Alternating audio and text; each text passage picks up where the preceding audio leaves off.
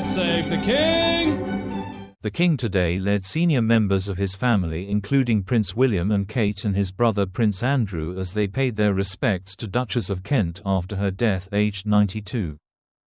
The royals gathered en masse for the Catholic funeral this afternoon, with the Duchess's frail widower, the Duke of Kent, entering Westminster Cathedral holding a walking stick, surrounded by his family including his daughter Lady Helen Taylor. But Buckingham Palace announced just 2 hours before the private family service began that Queen Camilla had pulled out as she recovers from acute sinusitis. Among the other royals attending were Vice Admiral Sir Tim Lawrence, the Duke and Duchess of Gloucester and Prince Andrew with his ex-wife Sarah Ferguson.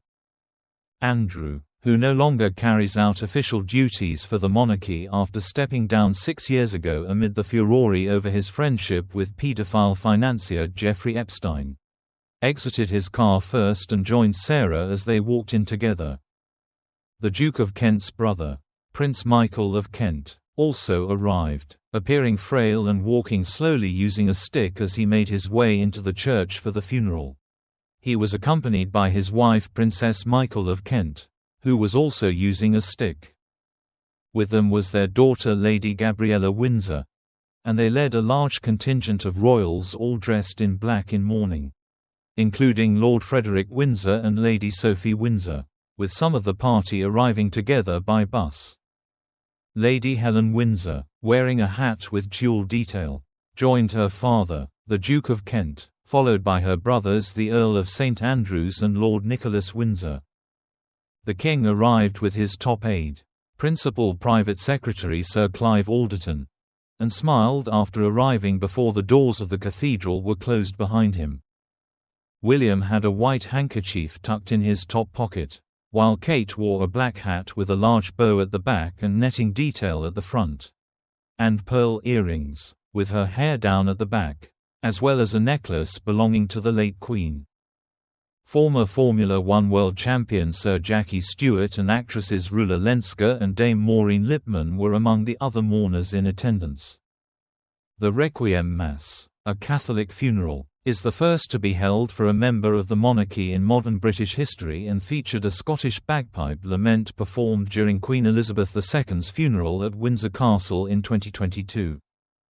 A piper from the Royal Dragoon Guards played the lament, "Sleep, Dearie, Sleep," while processing from the Chapel of the Blessed Virgin Mary, past the Duchess's coffin in the nave and down the cathedral's central aisle. The late Queen's funeral service in St George's Chapel ended with a piper playing the same tune. The choir and organist of Westminster Cathedral provided choral music, composed by Maurice de Rouflair. The music included Mozart's Ave Verum Corpus, selected by the Duchess as her favorite piece when she was on Desert Island Discs in 1990. Catherine, the wife of the late Queen's cousin the Duke of Kent, died peacefully at her Kensington Palace home, surrounded by her family, on the evening of September 4.